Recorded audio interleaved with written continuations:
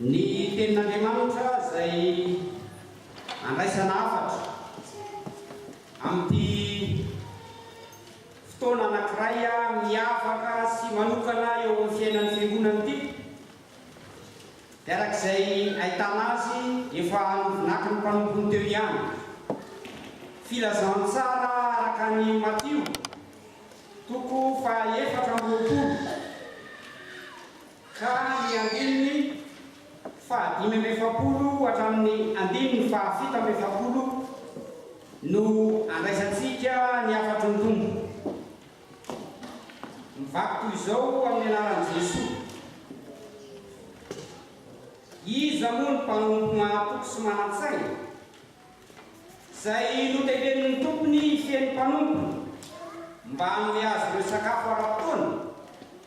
Sambatra izany mpanompo izany. Ravy ny tompony ka mahita azy manatanteraka izany. Lazaiko aminareo marina tokoa fa ho tendreny ho mpanapaka ny fananany rehetra izy avy eo. Amen.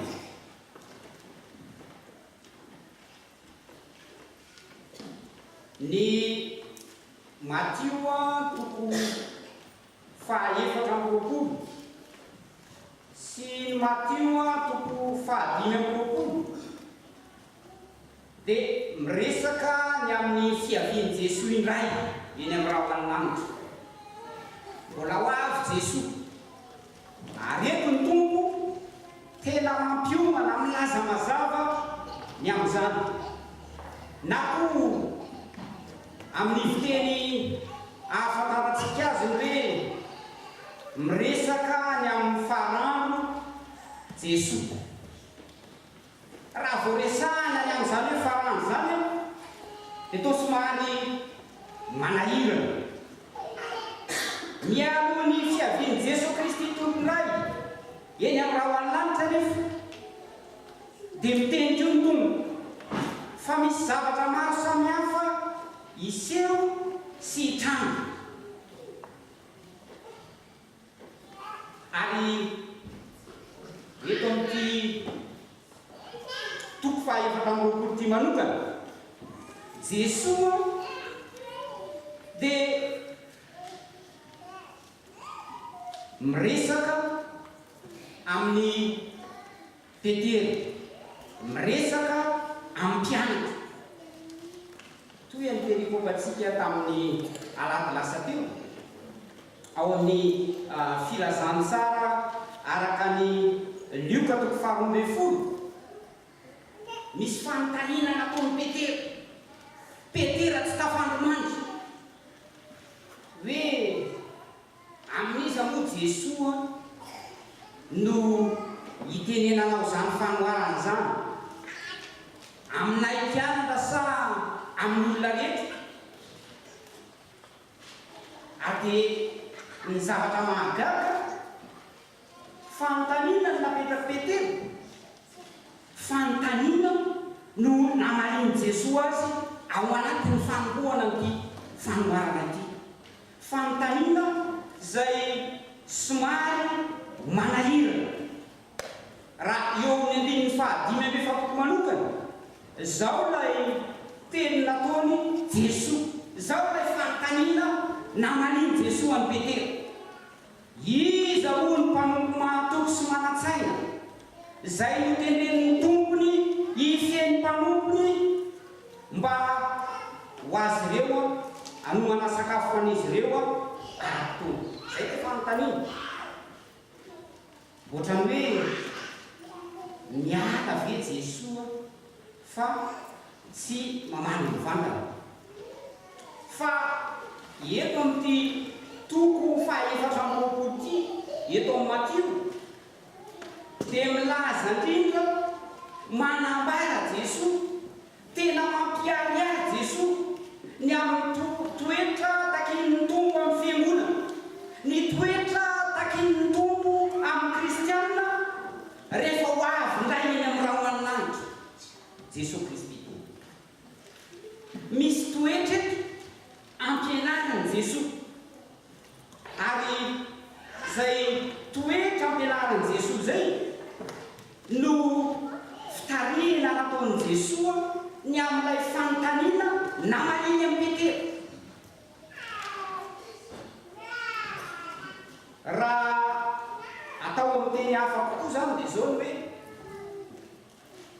misy toetra anankiroa eto tena miasikasina tsara nambaran'i Jesoa mba hiainan'ny mpianatra, mba hiainan'ny fiangonana, mba hiainan'ny kristianina tsy ho variana sanatria fa mbola ho avy iray eny amin'ny rahona lanitra Jesoa. Lay toetra anankiroa izay hitantsika eto dia efa nampidirin'i Jesoa sady ao anatin'ilay fanontaniana. Ny hoe toetra mahatoky izay ny ray, ary lay toetra manan-tsaina izay ny faharoa. Raha somary ataondray mijery dia ohatran'ny hoe efa mazava be zany kihinanay no mbola hanazavana an'izany, ohatran'ny hoe efa azo zany. Fa misy zavatra tian'i Jesoa tena nazavaina tamin'ny mpianatra, misy zavatra tian'i Jesoa tena hazava ny fiangonana, misy tian'i Jesoa tena ambarany kristianina ny amin'ilay toetra eo am-piandrasana ny fiavian'i Jesoa indray eny amin'ny rahona lanitra. Raha ataontsika sotra be dia azo ananganana lohevitra anankiroa mazava tsara. Ny hoe ny mpanompo mahatoky dia ny mpanompo mahatoky sy manan-tsaina.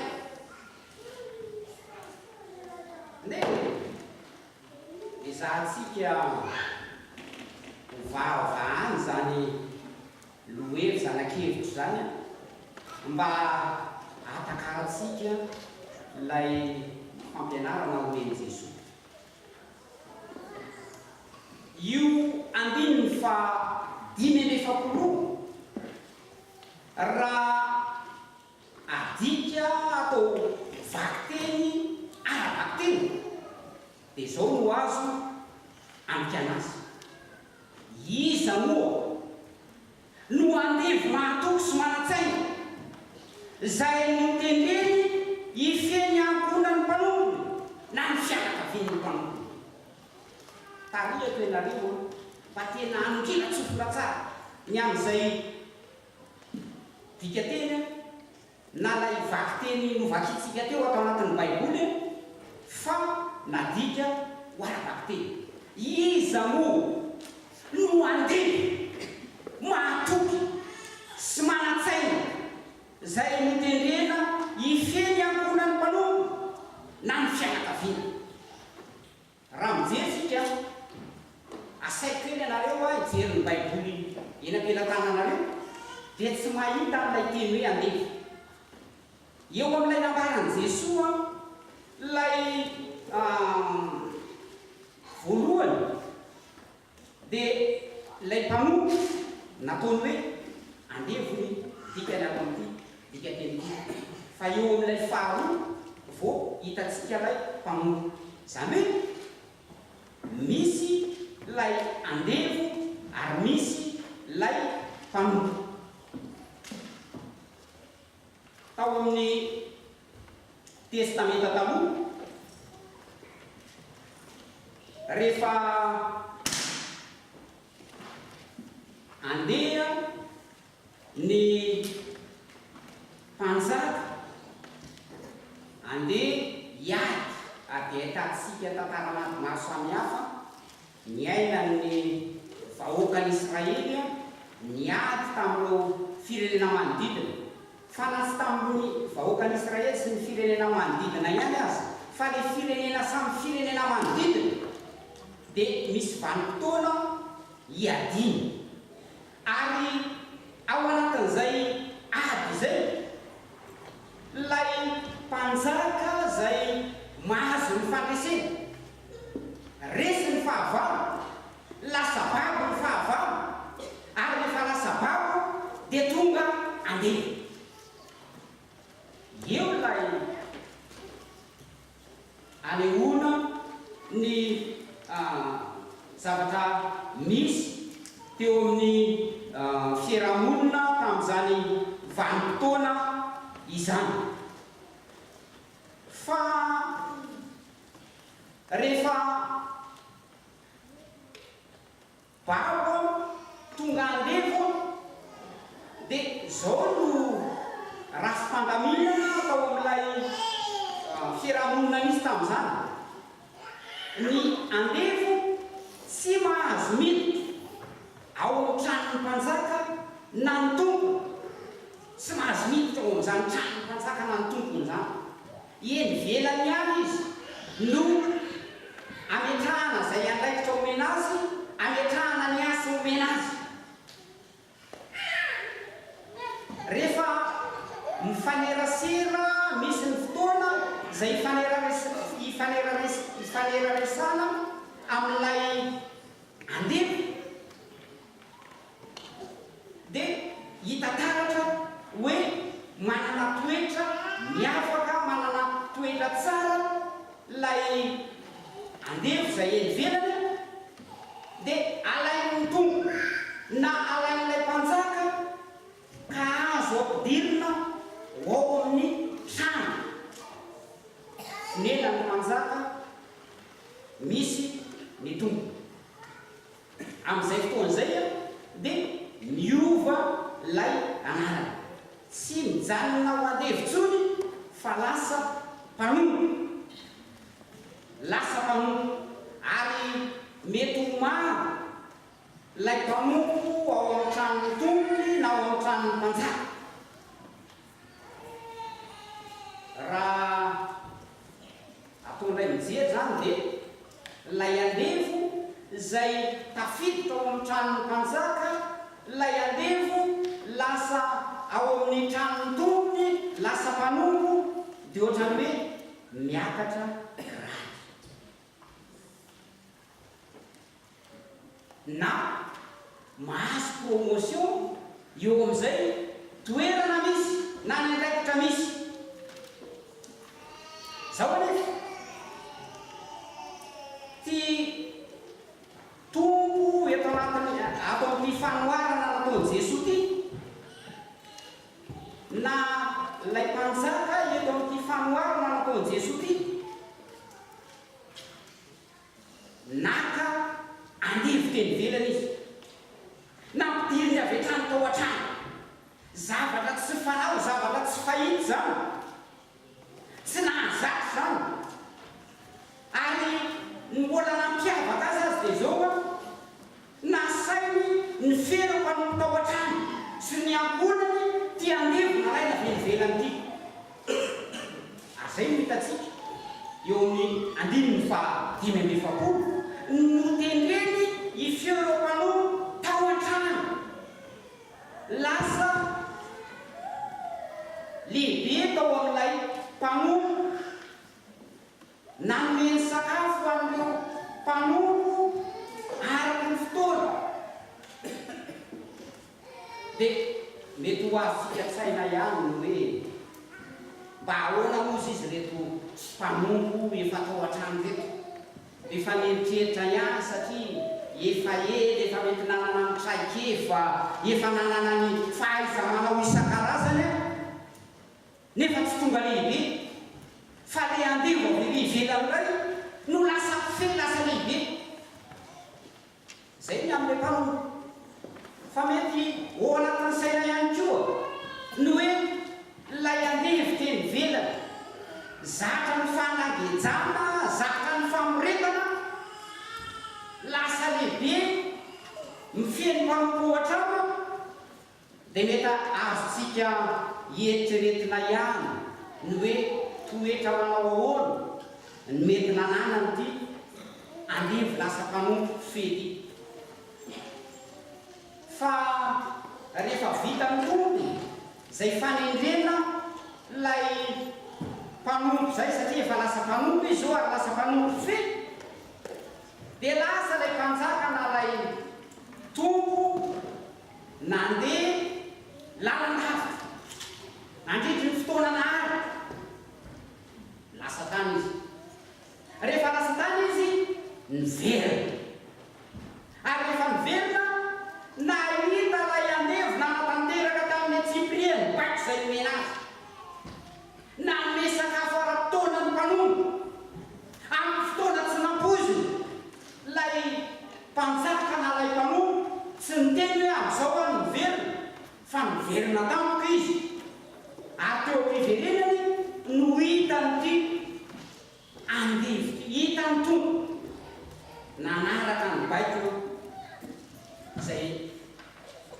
napetrany ao izay Noe.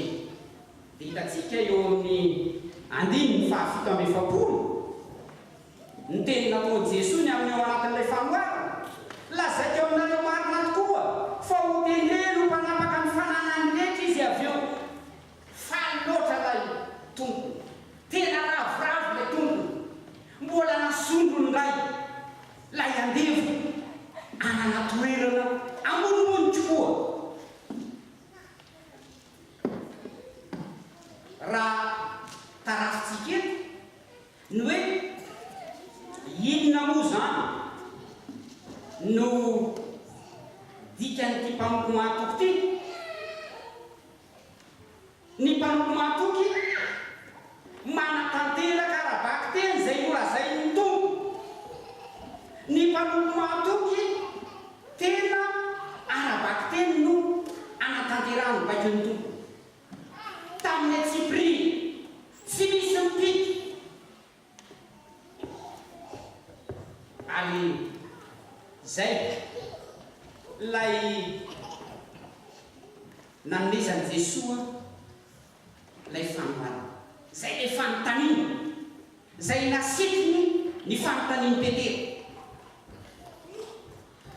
Lay toetra hitatsika teo amin'ity andevo lasa fety, mpanompo lasa fety voalohany iny nomena ny fahefana ifehy izy hitantana an'ireo mpanompo reo vitany amin'ny Tsipriany zany. Napetraka ny adity sy ny andraikitra manome sakafo ara-potoana no fitahiny zany.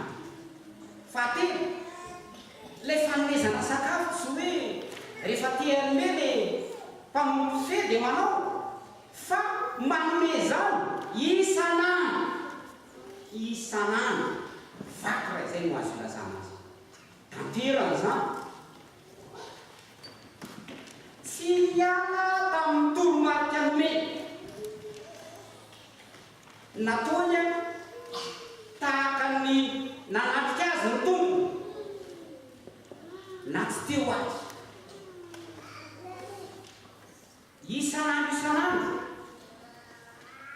ny tanterahany io paiko ary azo ambara ny hoe tena nataony tamin'ny fitiava.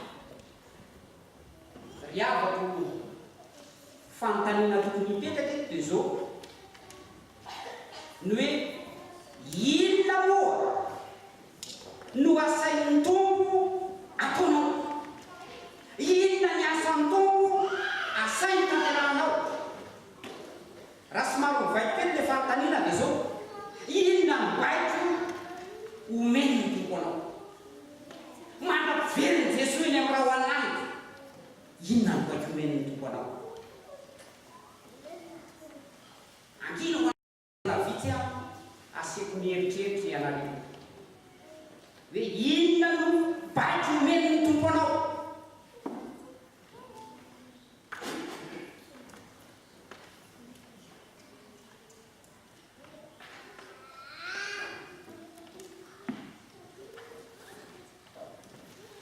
Rehefa hiakatra manay an-danitra Jesosy na ny Matthieu toko fahavalo-roapolo na ny filazantsara araka ny Marka toko fahaenina ambin'ny folo, dia samy nanomezan'i Jesosy lay baiko fototra dia nitory ny filazantsara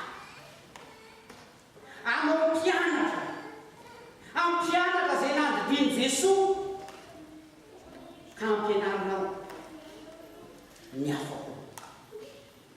Fiangonana nomeny Jesosy amin'ny baiko zany rehefa tsy teo intsony ny apôstôly ny fiangonana namono ny asan'ny apôstôly. Dia mety eritreritry ianao hoe ho an'ny mitovy filazantsara zany, na koa hoe efa misy vanim-potoana ihany amin'izay fotoana natao elaty sasatra mba anatanterahany zany fitoriana ny filazantsara zany. Marina ihany zany amin'ny apahana tsy marina tantera fa le baitron Jesosy itoro ny filazantsara ary raha mbola tarafitsika eto amin'ity fiainany ty mpanompo mahatoky ty nana-tantera karabaky teny amin'ny Tsiprie zany hoe na amin'ny sakafo isanandro raha mibaiko Jesosy ny fiangonana mibaiko Jesosy ny kristianina itoro ny filazantsara isanandro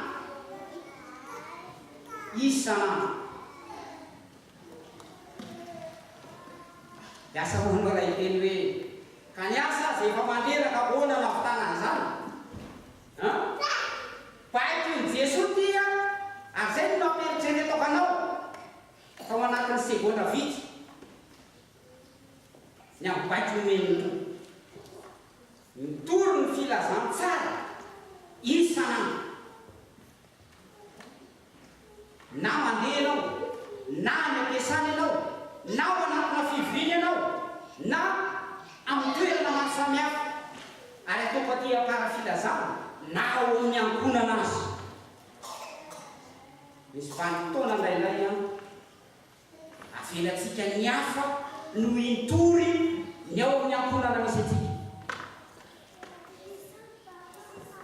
todika manokana ho anareo tontolo eto anao fanekeny nareo rehefa avy eo anao fanekeny hosinganitry manokana ny fanekena voalohany sy ny fanekena fahenina izao lay fanekena ho avery ary ho an'ny fiangonana manontolo koa azoto hivavaka sy hamaky ary hianatra soratra masina zay ny tapany voalohany hizara sy ampiasa zany koa ho amin'ny hafa ary mbola azapiny io isanandro sy amin'ny toerana rehetra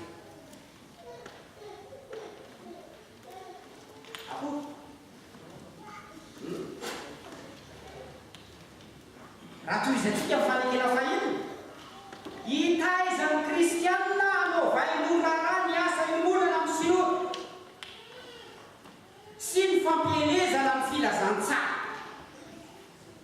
dia azo toizana hoe mpanadasatry entinareo zao iozynareo enetako hoe ka manahirakina zay baiko ny tompoa any amin'ny fampiraraha hoe ahoana Jesosy fety mpanada manahirakina za tsy manakavaly anao amin'ny olombelona rehetra zay lay omeny tompo eto famitodika koa ho anareo fiomana atokana rokiandro ao anatin'ny fanekena ao anatin'ny fahefana izay atolotry ny fiangonana nomeniny Jesosy ny fiangonana atolotra anareo ny itoro ny filazantsara amoaka dia ny anasitrana ny aretina rehetra inona moa le andihan'ny anarana ny fidinareo ina ambasadera ke zany ka tsy ny fitondram-panjakana tety amin'ity zao tontolo zao ty no naneny anareo ambasadeur fa eto iraka solon'ny Kristy lay tompony tompo mpanjaka ny mpanjaka no maniraka anareo ambasadeur iraka anao mibaiko ny tompo isanandro na inona ataonareo mibaiko ny tompo masavy any amin'ny fampiraraha hoe mety tsy ho vitako zany mbola fotoana eto mbola ahafahanao mieritreritra hoe ianao allo amin'ny manaraka tsy problème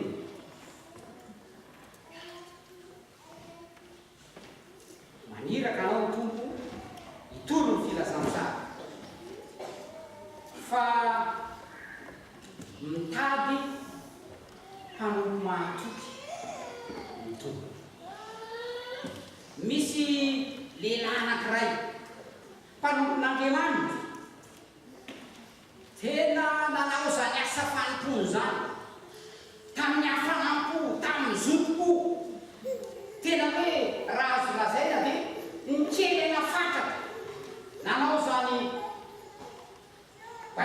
zany fa teny andala-panompona teny nalay mpanangy aray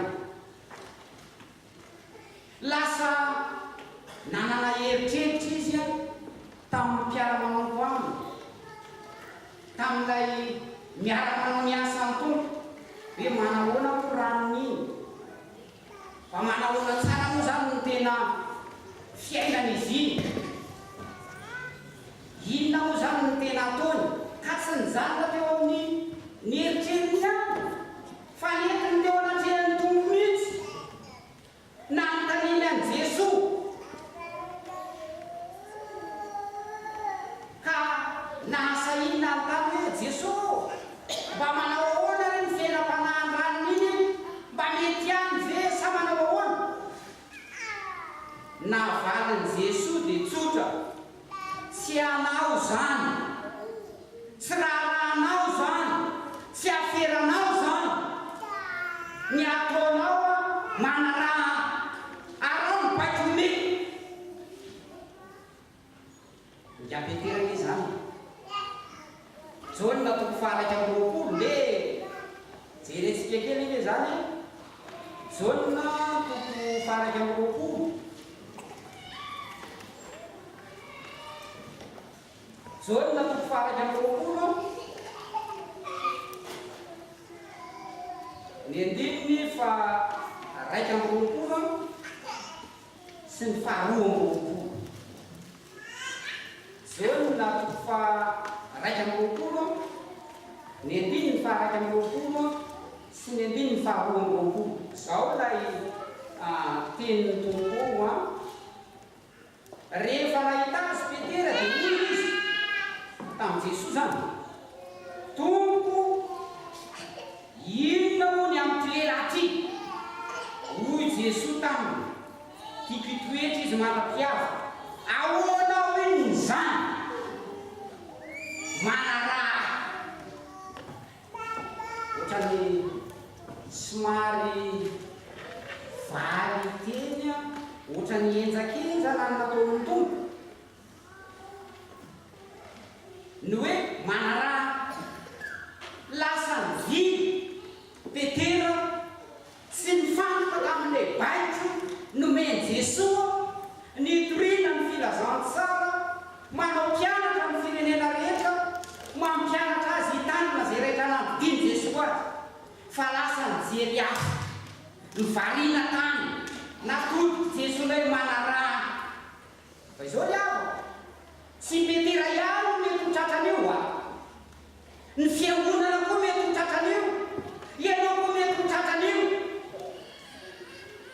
fa izao ihany no tenen'ny tompo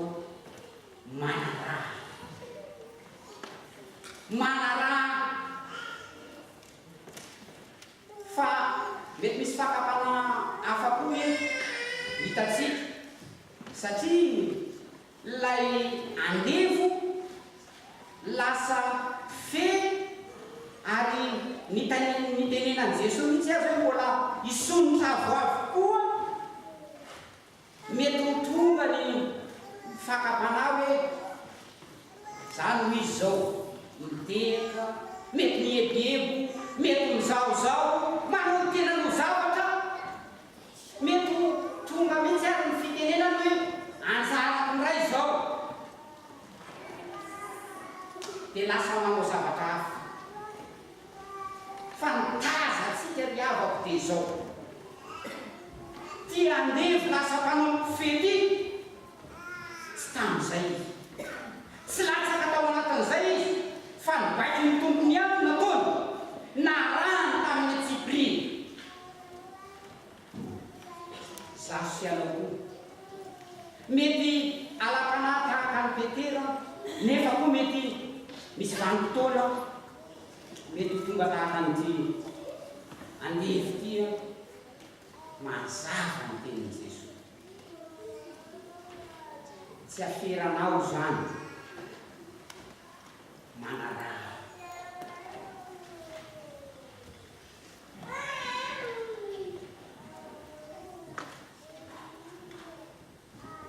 tadikio aho fa misy olona any tena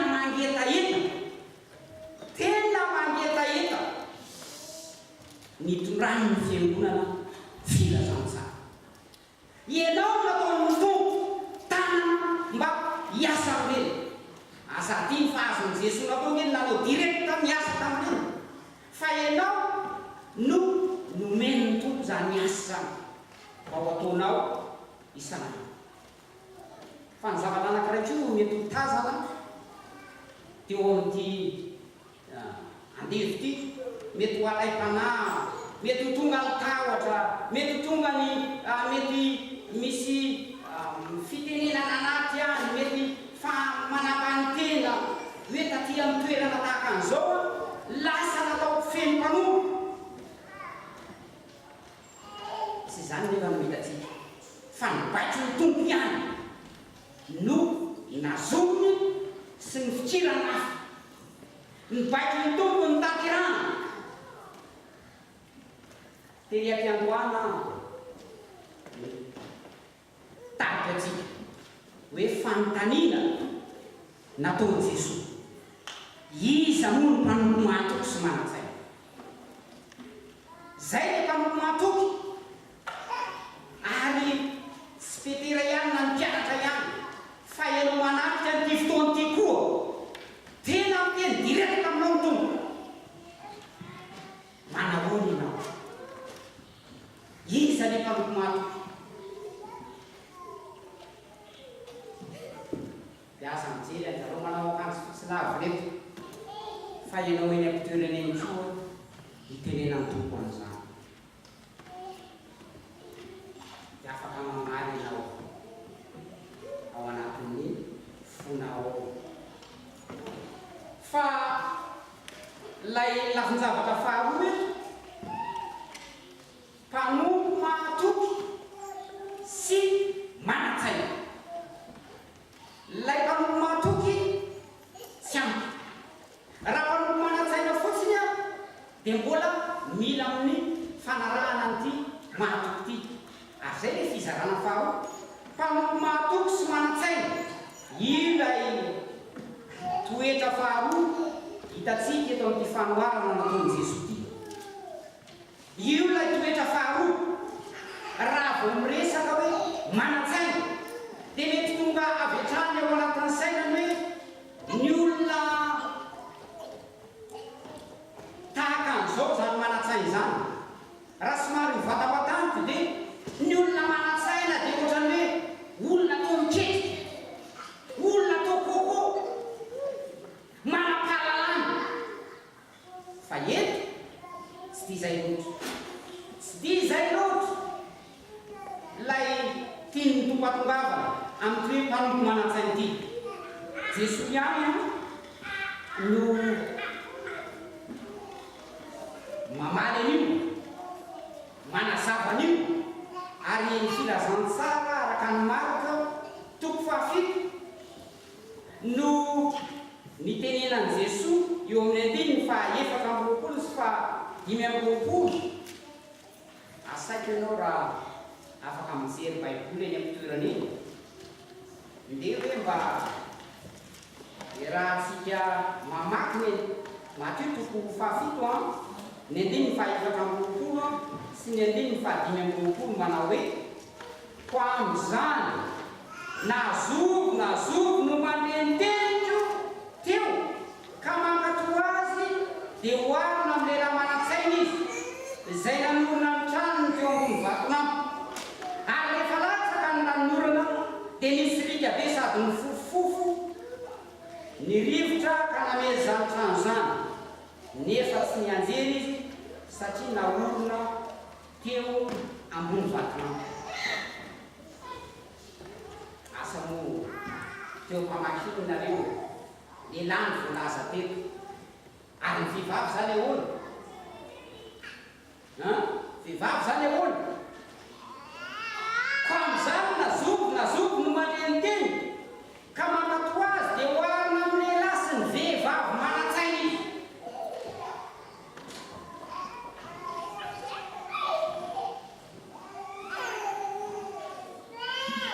Lay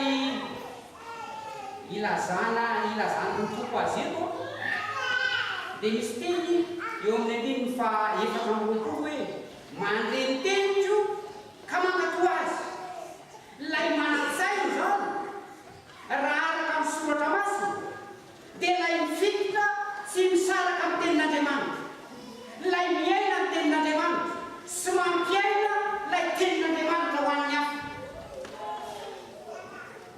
Ary io raha ivelenantsika ny mahatotoko fa efatra amby roapolo lay andininy fa 5 lay hoe manome ny sakafo dia sakafo zaray mba hampandrosoana ny hafa tenin'Andriamanitra zay ifikiranao amin'ny fiainanao ny hafa zarainao ho an'ny hafa. Fa tsy izay ihany iaho no anambarano ny soratra masina any manan-tsaina io fa ary amin'ny epistily ho an'ny Hebreo 5 eo amin'ny andininy fa raika ambin'ny folo ka hatramin'ny andininy fa efatra ambin'ny folo dia zao no ilazany ny nanoratra ny apôstôly azy.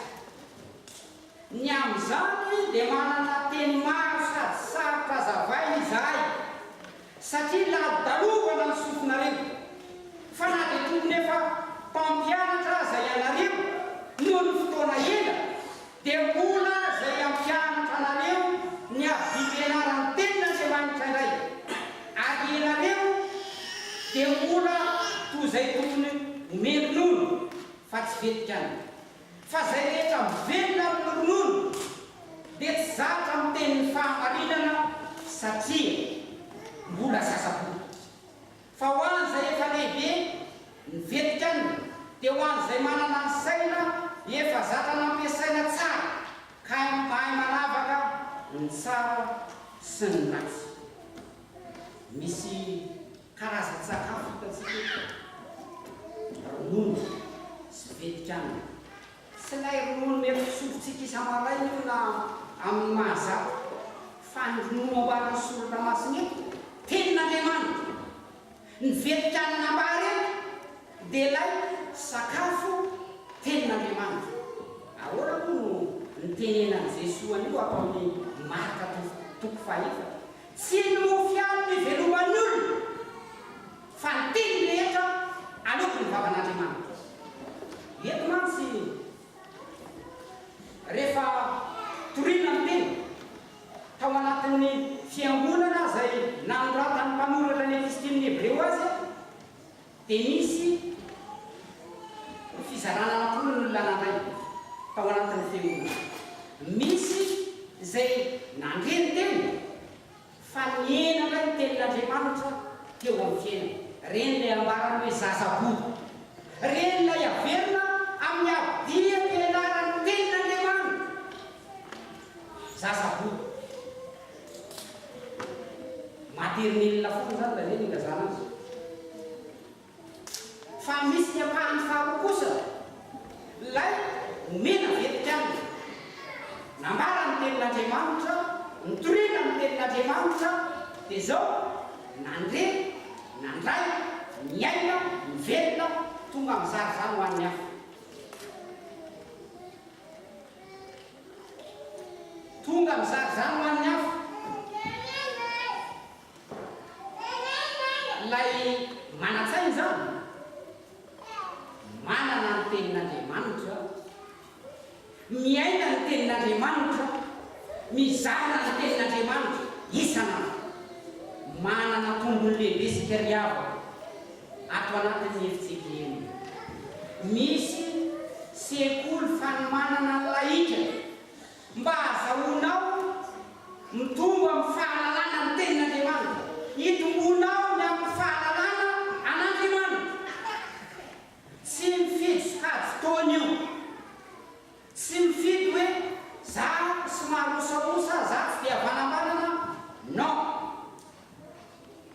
Tombony lehibe ho an'ny fiangonana io ary atsiko sady eto aminareo motsamy ianaratra mba azahoanao manay tenin'Andriamanitra rehefa mandeha mamaky ny tenin'Andriamanitra, azahoanao miainy zany fa tsy hoe titena akory dia miaina fotsiny fa azahoana koa mizary zany ho an'ny hafa.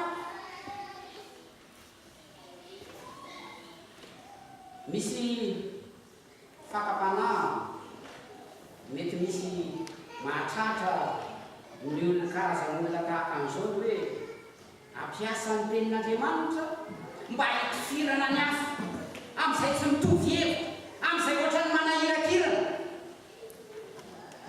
Dia amboamboarina ao ny tenin'Andriamanitra mba hitifirana an'io. Tsia ny tenin'Andriamanitra raisina ny fiainanao, ampiainanao ny hafa koa. Ambarany natao amin'ny bokin'ny Hébreux ihany hoe manintona ny tenin'Andriamanitra fa tsy hamelezana ny hafa. Maranitra noho ny sabatra roa lela ary manintona hatramin'ny fampisarahana ny aina sy ny fanahy, ny tolona sy ny tsoka.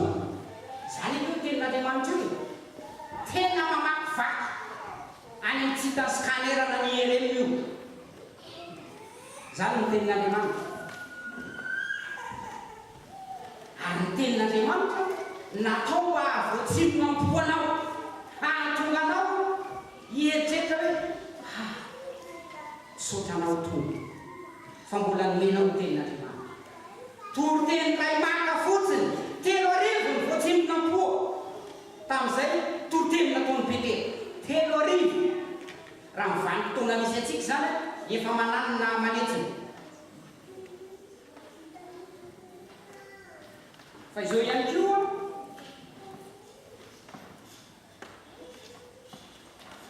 lay fampanantenana izay hitantsika eto, satria rehefa miverina lay tombo dia nahita n'lay mpanompo fe nanao ny asa. Teo izy a lehibe ny mpanompo fa avy eo izy niteneny eo amin'ny 7:7 hoe fa ho teneny ho mpanapaka ny fananany rehetra izy.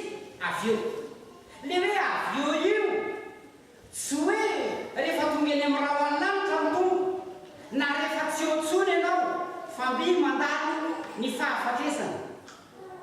Sy zay fa dia ny ankehitr'io tena iainanao zany, santarinao zany. Raha mpanompo mahatoky sy manan-tsaina ianao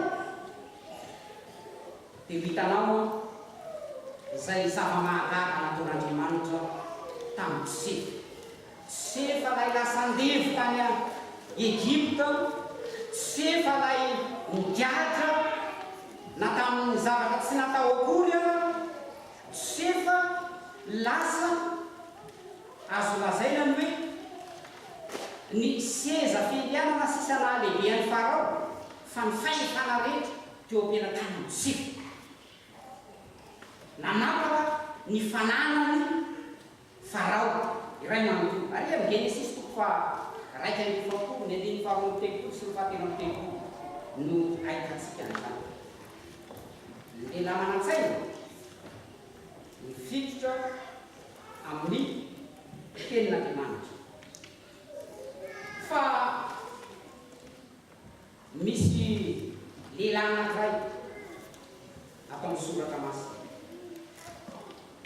Ny anarany atao hoe Onesimosy.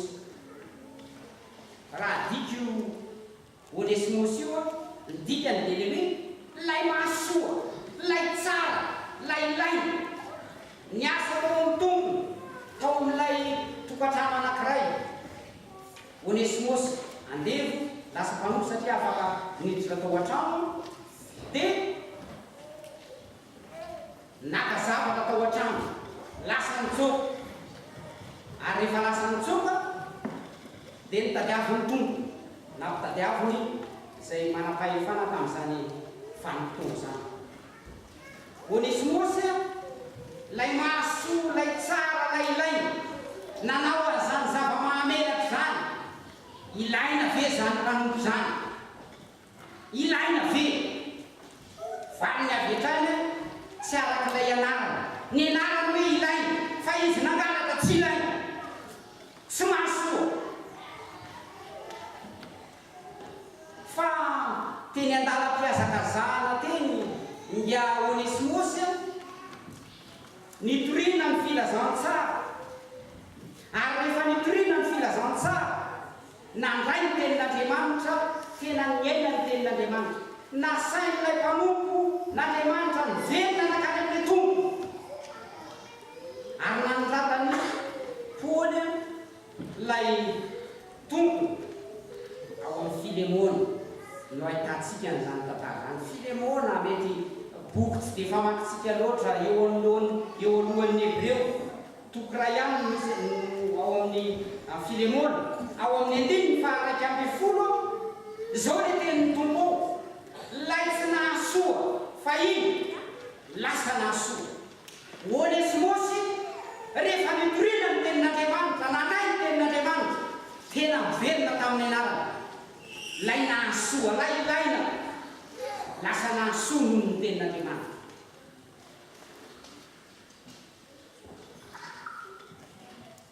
Eto miavana fanontaniana ty nataon'i Jesosy ty, tia-pamarana antsika. Iza no mpanompo mahatoky sy manatsaina? Zay ny fanontaniana nataon'i Jesosy. Notenen'ny tompony ny feny mpanompony mba hanome azy sakafo ara-potoana. Fanontaniana zany. Mety efa any aminao kosa amin'ny fanontaniana zany.